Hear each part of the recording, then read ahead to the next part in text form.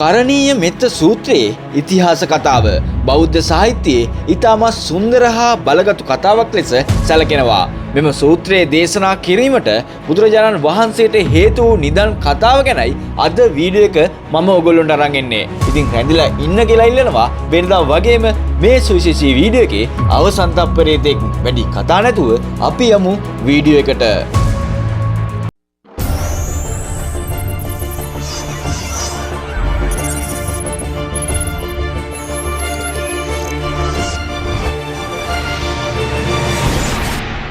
දිනක් භික්ෂූන් වහන්සේලා 509ක් පමණ බුදුරජාණන් වහන්සේගේ අවසරය ලබාගෙන භාවනා කිරීමේ අරමුණින් ඈත පිහිටි වනාන්තරයකට වැඩම කළා.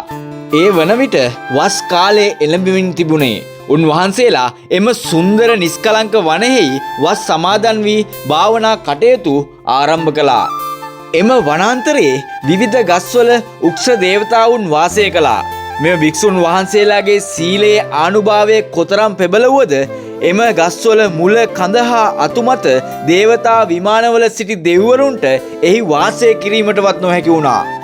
ඔවුන්ට සිය විමාන අත්හැර පොළොවට බැස සිටීමට සිදු වූ අතර එසේ රැඳී සිටින විට තමාගේ දරුවන් රැගෙන තැනින් තැන ඇවිදින්නට එම උක්ෂ දෙවිවරුන්ට සිදු වුණා. දිනක් මෙම දෙවිවරු එකතු වී කතිකා කළේ භික්ෂුන් වහන්සේලා වස් කාලයෙන් පසු පිටත්ව යනු ඇතැයි සිතා ඉවසා සිටීමයි. නමුත් වස් කාලය මාස 3ක් බව දැනගත් දෙවිවරු තමන්ට මෙතරම් කාලයක් දුක් විඳීමට නොහැකි බව තීරණය කළා. ඒ අනුව භික්ෂුන් වහන්සේලා බියගන්වා එම වනයෙන් පළවා හැරීමට ඔවුන් උපක්‍රම යෙදුවා. දේවතාවුන් විසින් රාත්‍රී කාලයේදී භික්ෂූන් භාවනා කරන ස්ථානවලට බිහිසුණු යක්ෂ රූප, මලකදන් සහ අද්භූත ශබ්ද මවා පෙන්වුවා. මෙම අමනුෂ්‍ය කරදර නිසා භික්ෂුන් වහන්සේලාට සිත එකඟ කරගෙන භාවනා කිරීමට නොහැකි වුණා. උන්වහන්සේලාගේ සිරුර දුබල වී සමේ පැහැය මැකී ගොස් වෙවුලන හදවත් ඇති භික්ෂූන් බවට පත් වුණා.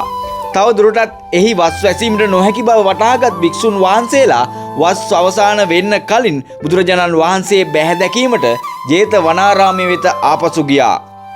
දුර්වලව පැමිණි භික්ෂූන් වහන්සේ දුටු බුදුරජාණන් වහන්සේ සිදු වූ දේ විමසා බලා එහි සිටියේ අමනුෂ්‍යයන් නොව වෘක්ෂ දේවතාවුන් බව පැහැදිලි කරලා දුන්නා.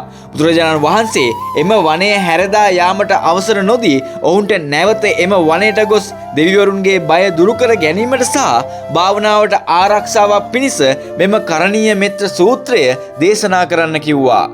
භික්ෂූන්ට උපදෙස් දුන්නේ සෑම සතෙකුටම මෛත්‍රී සිත පතුරවා භාවනා කරන ලෙසත් සෑම ඉරියව්වකදීම මෙම අප්‍රමාණ මෛත්‍රිය වැඩි යුතු බවත් උන්වහන්සේ භික්ෂූන්ට පැහැදිලි කරා. බුදුරජාණන් වහන්සේගේ අනුශාසනා අනුව භික්ෂුන් වහන්සේලා නැවත එම වනයට වැඩම කර කරණීය මෙත්ත සූත්‍රය සජ්ජායනා කරමින් ගැඹුරින් මෛත්‍රී භාවනාව කෙරුවා.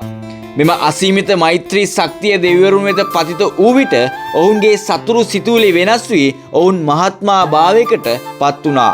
ඉන්පසු දෙවිවරුන් භික්ෂුන් වහන්සේලාට කිසිදු කරදරයක් නොකර ඔවුන්ව ආරක්ෂා කරගෙන උපකාර කරන අය බවට පත් වුණා. මෙම සූත්‍රයේ ආශිර්වාදයෙන් භික්ෂුන් වහන්සේලාට සැනසille භාවනා කටයුතු කරගෙන යාමට හැකි වූ අතර ටික කලකින් අරහත්වයට පත් වූ බවද සඳහන් වෙනවා. මේ අනුව කරණීය මෙත්ත සූත්‍රය යනු මෛත්‍රියෙහි බලය, ආරක්ෂාව සහ භාවනා ක්‍රමය පිළිබඳව බුදුරජාණන් වහන්සේ දේශනා කළ අනර්ගතම සූත්‍ර දේශනාවක් ලෙස සලකන්න පුළුවන්. අද වීඩියෝ එකෙන් ඔබේ සිතට හැඟුණු දේ පහලින් කමෙන්ට් එකක් දාලා යන්න අමතක කරන්න එපා. මේ පුංචි වීඩියෝ එකට පුංචි ලයික් එකක් දාන්නත් අමතක කරන්න එපා. ඔබ නොදන්නා කාරණයක් දැනගත්තා වගේම තව කෙනෙකුටත් මේ කාරණාව ගැන දැනගන්න මේ වීඩියෝ එක ෂෙයා කරන්නත් අමතක කරන්න එපා. ඔයා මගේ channel එක තාමත් subscribe කරලා නැත්නම් දැන්ම subscribe කරලා තියාගන්න. පහළ තියෙන bell icon එකත් click කරලා තියාගන්න. මේ වගේ වීඩියෝ එකක් දාපු සැනින් මුලින්ම notification එක ඔයා ළඟට ගෙන්න ගන්න. ඉතින් මම අදට ගිහින් එන්නම්. තවත් දවසක තවත් කතාවකින් හමු වෙමු. මම SL විදු.